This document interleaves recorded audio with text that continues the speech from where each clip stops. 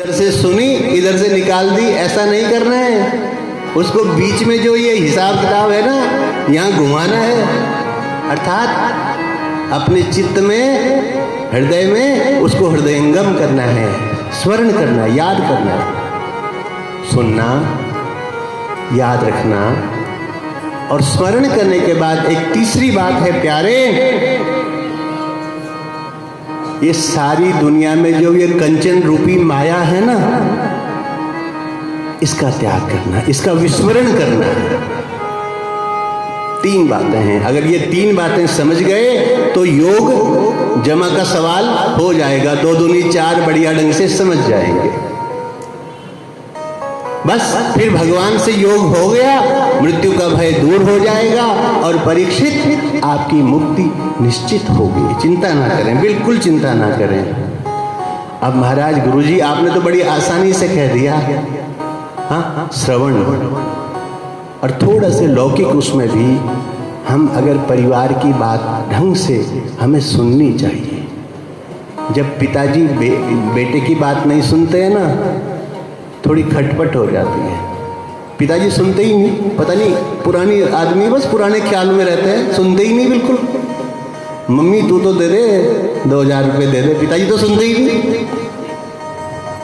चलो कोई बात नहीं, सुननी सबकी बात चाहिए, बेटे की बात भी सुननी चाहिए।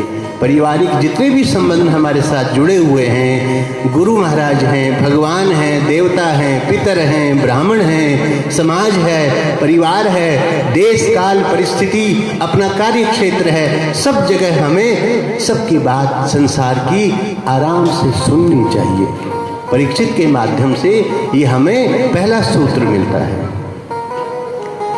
उसके बाद याद रखना चाहिए किसने क्या कहा, क्या वो बात मेरे काम की है। उसको उमड़ घुमड़ थोड़ा सा उसको छलनी लगानी चाहिए अपने विवेक की। और उसके बाद बेकार चीज है फेंक दीजिए, छोड़ दीजिए, अपनाने की चीज है रख लीजिए। और यहाँ परीक्षित को समझा रहे हैं, परीक्षित इस माया का परित्याग तो करना पड़ेगा। क्यों? आपने मुक्त होना है तो आपके मन में वैराग्य आना चाहिए। वैराग्य विरक्ति का भाव तब आएगा जब आप इधर से अपनी जो आपकी मनोवृत्ति लगी हुई है संसार में, धीरे धीरे कम करेंगे। चंचल है गुरुदेव ये मन बड़ा चंचल है। आइए एक पंक्ति।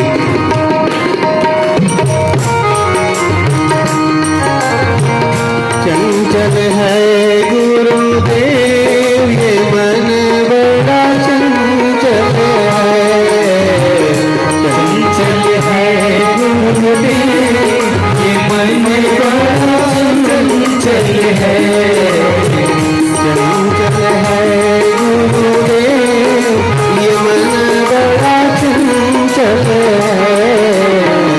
चंचल है गुरुदेव ये मन बड़ा चंचल है। और परीक्षित क्या है?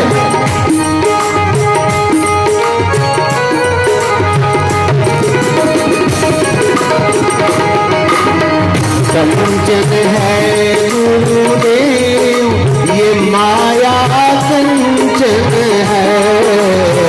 चंचल है गुरुदेव ये माया चंचल है।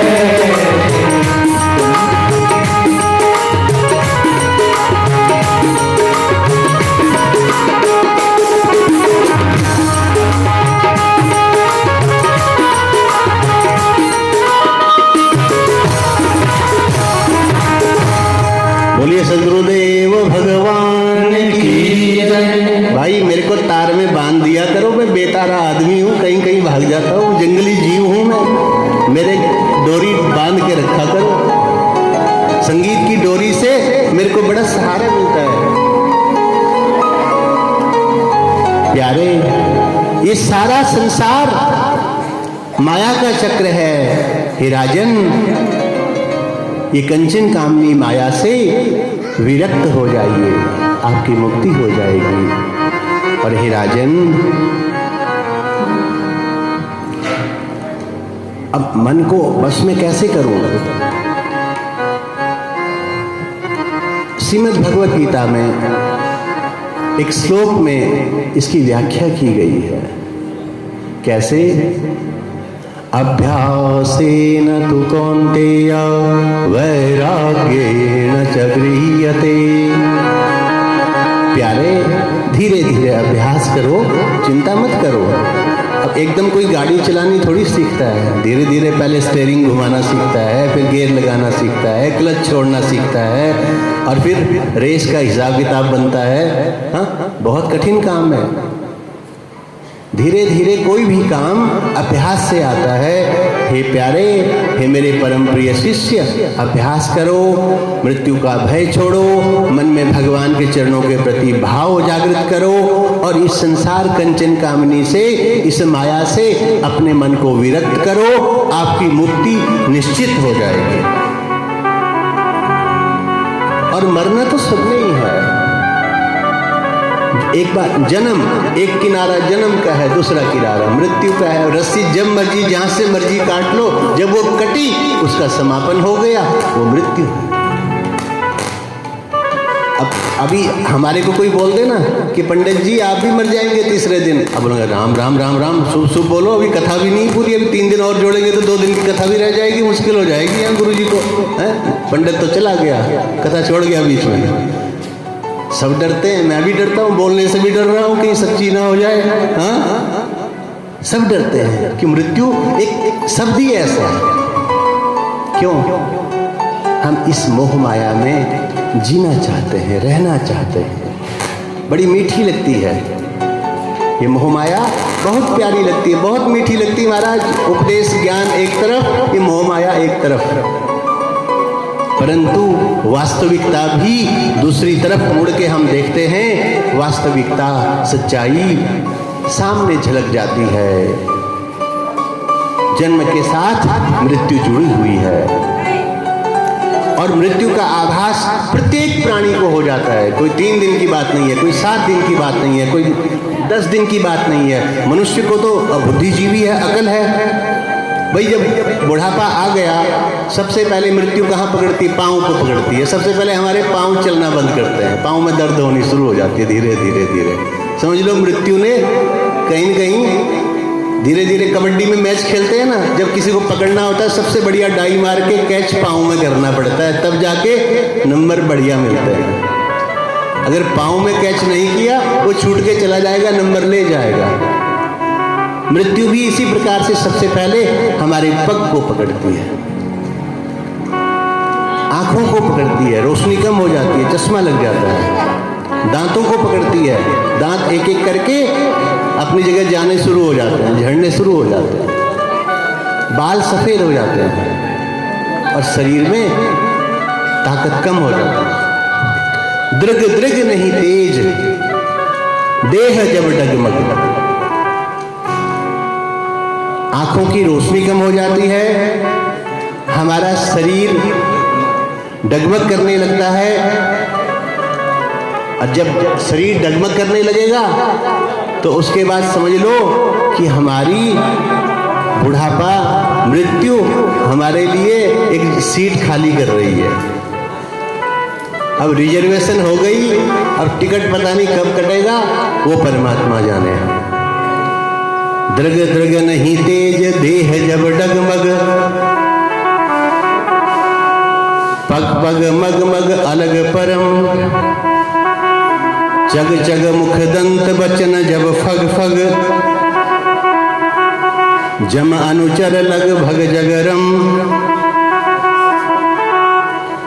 बड़ा बढ़िया सूत्र दिया है। कहते हैं चग चग मुख दंत, एक एक करके मुंह के दांत झड़ने शुरू हो जाएंगे और बाल सफेद होने शुरू हो जाएंगे, और उसके बाद धीरे धीरे हमारा शरीर क्षीणता की ओर, कमजोरी की तरफ चलता रहेगा, और वो कमजोरी इतनी हो जाएगी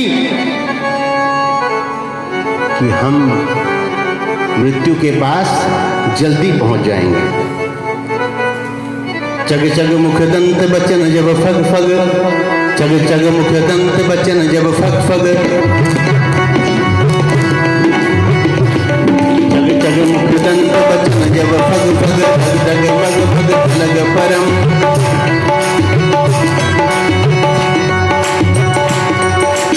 चलते हैं, पांव कभी इधर को जा रहा है, कभी इधर को जा रहा है। मुंह से बोलते हैं, फग फग करके आवाज निकल रही है, स्पष्ट उच्चारण नहीं हो रहा है। बेटे की शादी हुई, नई बहू घर में आ रही, ससुर जी की बात समझ में नहीं आ रही।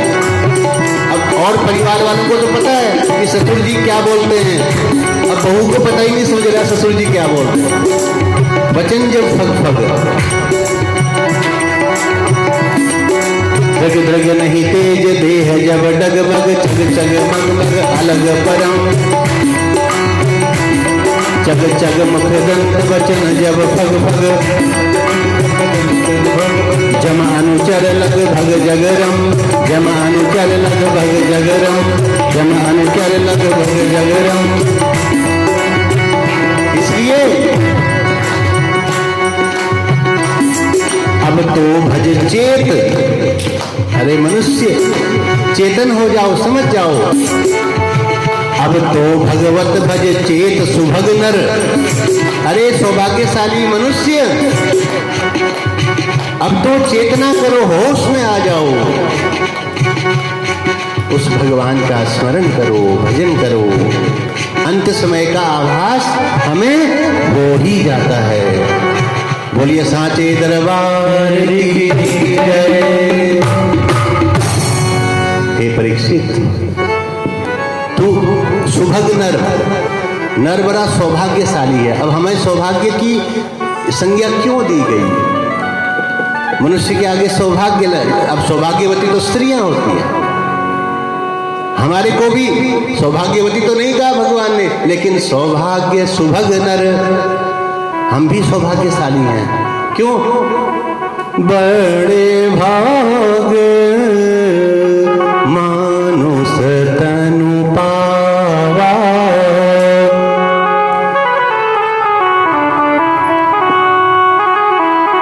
बड़े भाग मानुष तनु पावा, बड़े भाग मानुष तनु पावा, बड़े भाग मानुष तनु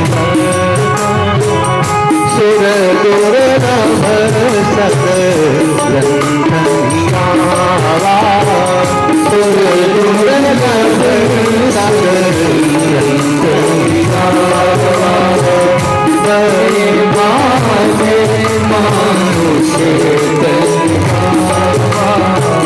इसलिए सौभाग्यशाली हमारे आगे भगवान ने श्रीमती तो लगाया नहीं, श्री लगाया।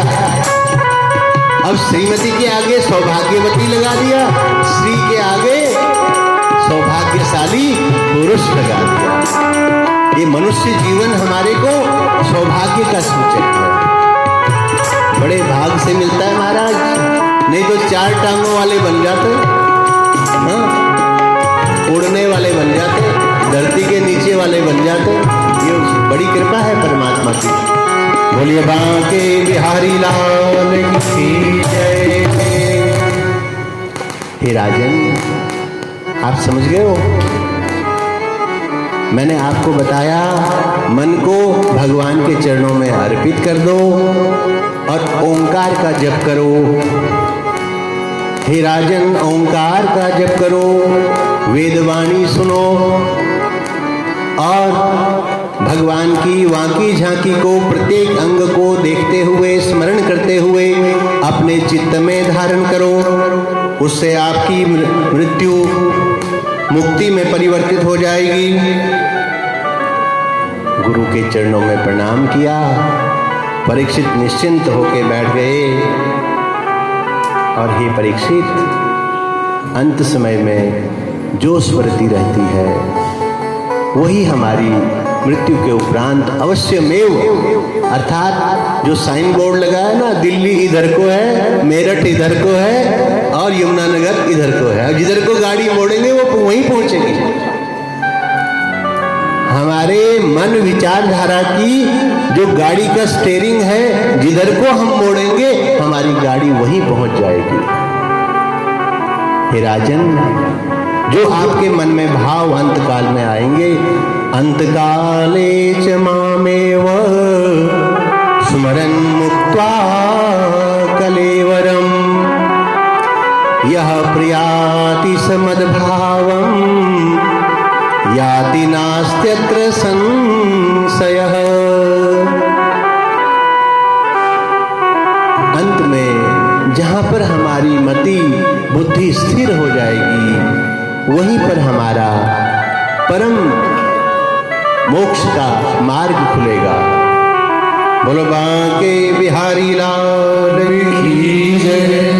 हे राजन, एक बात और कहूं, ऐसे समय में हमें संग अच्छा करना चाहिए।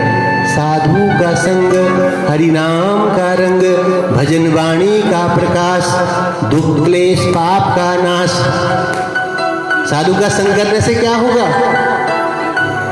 हरि नाम का रंग चढ़ेगा, और हरि नाम के रंग चढ़ने से क्या होगा? दुख क्लेश पाप का नाश होगा। अब दुख क्लेश पाप का नाश हो गया, हरि नाम का रंग चढ़ गया, फिर क्या होगा? हम हमेशा उस धर्म की ध्वजा में परिवर्तित हो जाएंगे। बोलिए बांके बिहारी लाल की जय। इसके उपरांत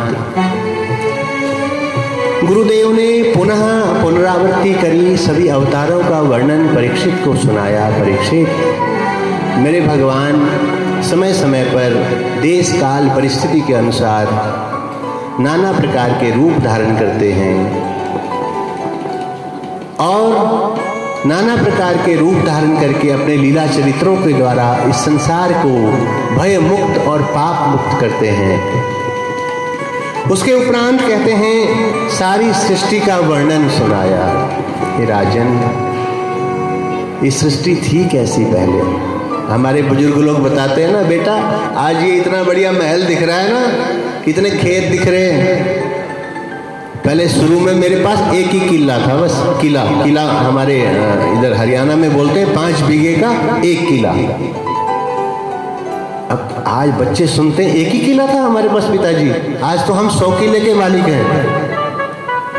ये कैसे हुआ? फिर हमारे बुजुर्ग सारा समझाते हैं, बेटा यहाँ पर छप्पर होता था, उस छप्पर में हम लोग रहते थे, थोड़ी सी जमीन थी, तेरे दादाजी ने इतनी मेहनत करी, उन्होंने इसको बहुत बढ़ाया, बड़ी इज्जत पाई और अपनी धन संपत्ति और अपने कारोबार को बढ़ाया। तेरे पिताजी ने बहुत मेहनत करी। अब प्यारे, तेरे कंधों पर भार है, तू चाहे इसको सजा दे, संवार दे, चाहे उजाड़ दे, तेरी मर्जी। पर जो सुपूत होगा वो अपने पितरों की धरोहर को भगवान का प्रसाद समझ करके पूजता रहेगा, उसकी इज्जत करेगा, संभाल के रखेगा। और जो कुपूत होगा वो धीरे धीरे उसको माइनस करता रहेगा। बोलिए बांके बिहारी लाल की जय। सृष्टि के वर्णन में राजा परीक्षित को, हे राजन, सारा संसार जल में निमग्न था और जल के अंदर भगवान श्री हरि शेष शैया पर लेटे हुए हैं, और नाभि से नाभि कमल उत्पन्न हुआ, उससे ब्रह्मा जी की रचना हुई और ब्रह्म कमल के ऊपर सारे संसार को दिखने लगे, स्पष्ट हो गए। और हे राजन, ब्रह्मा जी को बहुत समय तक जब उस फूल पर बैठे हुए बहुत समय हो गया, मन में एक विचार आया कि इस कमल में क्या है। कभी पंखुड़ियों को देखते हैं, कमल नाल के अंदर जैसे झांका प्रविष्ट हुए, अंदर देखते हैं भगवान श्री हरि जहाँ पर शैया में विराजमान हैं। कभी नीचे जाते हैं, कभी ऊपर देखते हैं, क्या करें, चतुर्युग सहस्त्र इस प्रकार से व्यतीत हो गए। देखते ही देखते ब्रह्मा जी को भगवान की स्मृति हुई कि अब देखो जो ये है कोई चीज जहां पर मैं घूम रहा हूं, यही कोई चीज है, इसी की स्तुति करूं। तो परम पिता परमात्मा नारायण का नाम लेकर के स्तुति करने लगे और देखते ही देखते ब्रह्मा जी के 3 भाग हो गए, भूर भुवः स्वः। आज मेरे को लग रहा है डॉक्टर साहब थोड़ी आवाज सही हो रही, सुन रहा है कुछ सही है? चलो ठीक है भैया, ध्यान रखना, थोड़ा चक्कर काटते रहना। कई बार क्या, कल मेरे को यहाँ से बढ़िया सुन रहा था, ऊंचा ऊंचा बढ़िया सुन रहा था, अब इसके पीछे लोगों को आवाज़ जरा गूंज रही थी।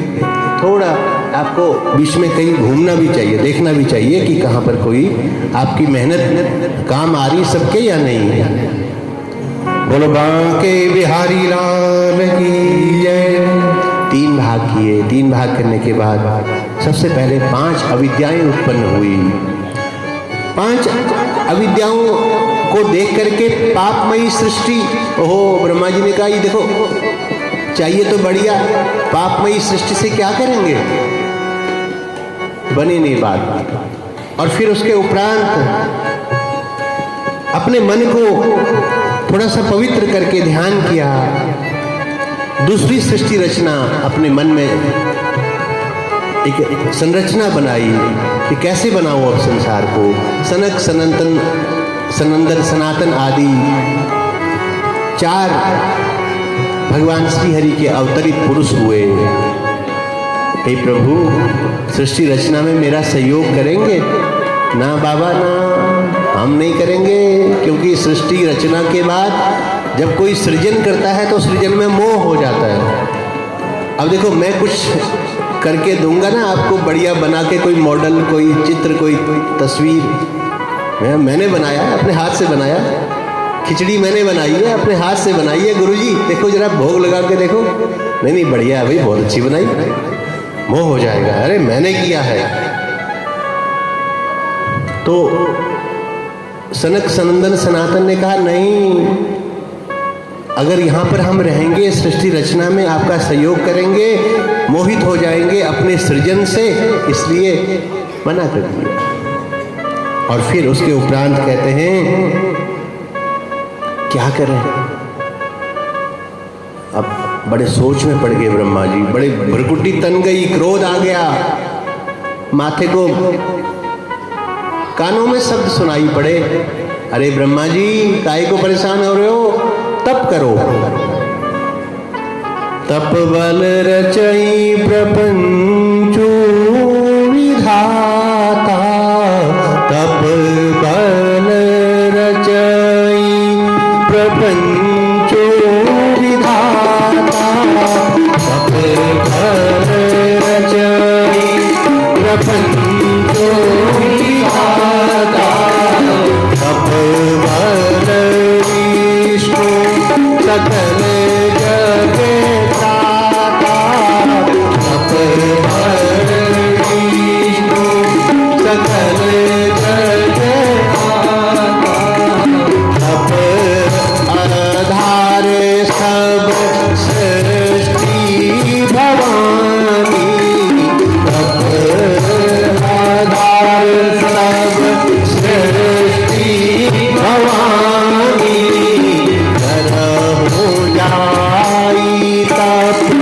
अस दिय जानी, हो जाई अस दिय जानी, आधार। ये सारी सृष्टि, सारी रचना तब पर टिकी हुई महाराज।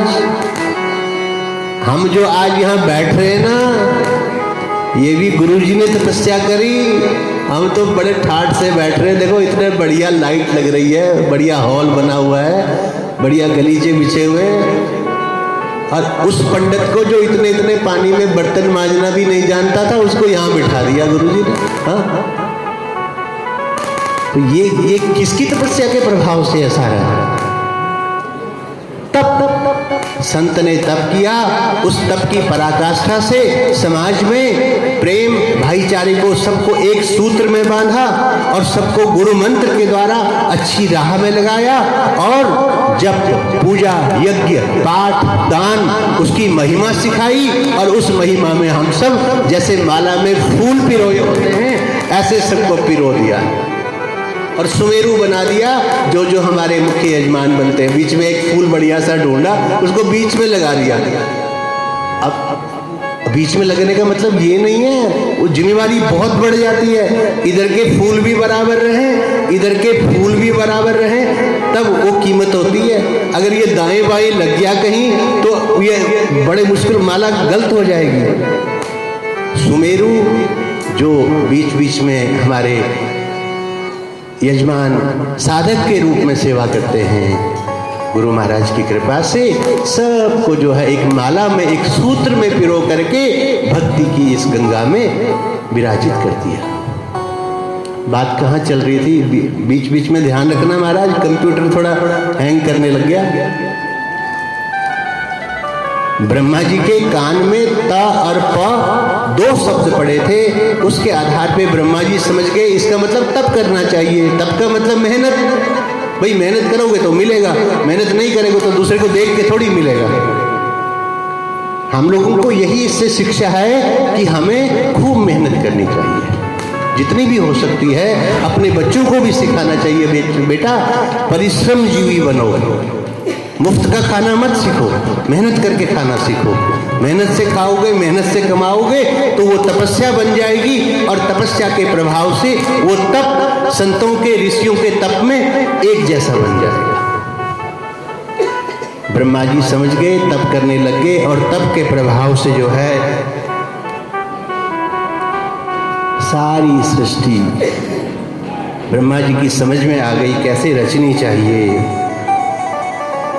देखा जल में डूबी हुई है, रसातल में डूबी धरती, दोबारा से सारा कुछ एक जैसा बना करके दोबारा एक नया नक्शा बनाया ब्रह्मा जी ने।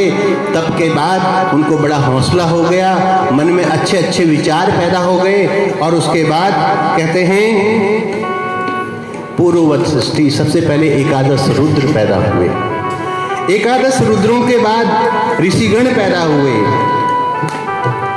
मरीचि आदि जो गण हुए, उनसे बहुत बढ़िया रचना हुई नहीं, उससे भी ब्रह्मा जी थोड़ा सा प्रसन्न नहीं हुए। कहते कोई बात नहीं, बनाऊंगा, अब तो मेरे पास खजाना है, मेरे पास आइडियाज बहुत हैं। तो ब्रह्मा जी ने फिर मन में हरि स्मरण किया, भगवान का चिंतन करते हुए चारों तरफ देखा। ब्रह्मा जी के एक के बदले 4 मुंह, 4 सिर उन्होंने धारण कर लिए, चतुर्मुखी हो गए हैं। चारों दिशाओं को अच्छे ढंग से जांचने, परखने, देखने की शक्ति ब्रह्मा जी ने अपने आप में धारण कर ली। और उसके उपरांत देखते ही देखते ब्रह्मा के शरीर के 2 भाग हो गए। काया मतलब शरीर, कया माया, मनु शत्रुपा। मानवीय सृष्टि के लिए ब्रह्मा जी के शरीर के 2 भाग जो हुए और भ्रकुटी तनी भों से भव रुद्र पैदा हुए। और देखते ही देखते ब्रह्मा जी की थोड़ा सा, जब अब भ्रकुटी तनी हुई थी, भ्रकुटी को दबाते रहे, रुद्र पैदा हुए, तो थोड़ा सा जो है नाक में खारिश होने लगी, जोर से खारिश हुई, छींक आ गई, एक नाक से एक कीड़ा का रूप धारण करके एक जीव देखते ही देखते विशाल काय हो गया और मेरे भगवान ने वाराह रूप धारण कर लिया। बोलिए वाराह भगवान की जय। क्यों? अब ब्रह्मा जी को साथ देने के लिए ब्रह्मा जी बनाएंगे तो बनाएंगे, पर प्लॉट तो है ही नहीं, धरती तो है ही नहीं। भगवान सूकर वाराह बन करके रसातल में डूबी हुई धरती को, हिरण्याक्ष को मार करके, उसके साथ द्वंद्व युद्ध करके धरती को रसातल से ऊपर लाए। ब्रह्मा जी ने उस धरती पर अपनी संरचना आरंभ करी। सबसे पहले मानवीय सृष्टि में स्वायंभू मनु अरुसत रूपा, जिनतई भई नर सृष्टि अनुपा। मनु शत्रुपा मानवीय सृष्टि की रचना मेरे भगवान ने काया शारीरिक संरचना के द्वारा पुरुष और शक्ति पैदा हो गए। मनु शत्रुपा ने दिव्य दाम्पत्य के अपने जीवन में भगवान श्री हरि का तप किया। नाम स्मरण तप के प्रभाव से भगवान ने वरदान दिया, आपकी तपस्या सफल हुई। इस मानवीय सृष्टि में जब जब इस धराधाम में मेरे अवतरित होने का समय आएगा, आपके दिव्य दाम्पत्य से मैं अवश्य अवतरित होऊंगा। कहते हैं मनु शत्रुपा के 2 पुत्र 3 पुत्रियां। पुत्र प्रियव्रत उत्तानपाद, पुत्रियां आकुति, देवहूति, प्रसूति। अब 3 पुत्रियां हैं, तीनों पुत्रियां ब्याही गई समय के साथ। सबसे पहले रुचि प्रजापति के साथ ब्याही गई आकुति, कर्दम ऋषि के साथ देवहूति और दक्ष प्रजापति के साथ प्रसूति का विवाह हुआ। और कहते हैं मंझली बेटी का दिव्य दाम्पत्य जो आरंभ हुआ ना, हे राजन, मैं आपको वहां से कथा सुनाना आरंभ करूंगा। बड़ी बेटी का नहीं सुनाऊंगा, छोटी का नहीं सुनाऊंगा, बीच वाली मंझली बेटी जो है मेरा मन कर रहा है। हे परीक्षित, हाँ गुरुजी, आपकी बड़ी कृपा हो रही है, बहुत बात समझ में आ रही है। आपने जिस बढ़िया ढंग से मेरे को सवाल समझाया ना, 2 और 2 जोड़ करके, मेरे को बड़ा अच्छा लगा।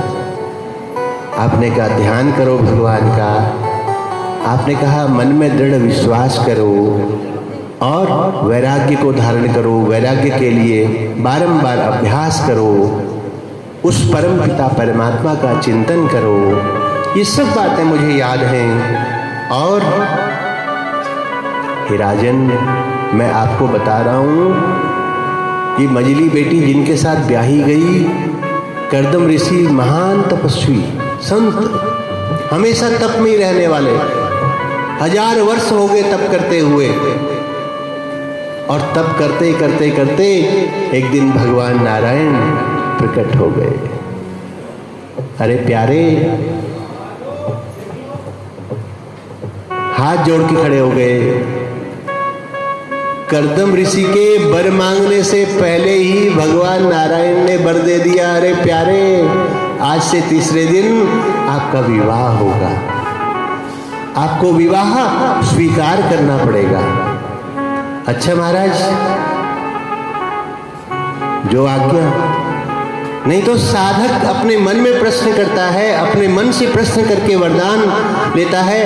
आज साधक नहीं बल्कि साध्य, जो उसका आराधित साध्य परमात्मा है, वो उसको पहले ही वर दे रहा है कि आज से तीसरे दिन आपका दिव्य दाम्पत्य आपको आरंभ करना पड़ेगा।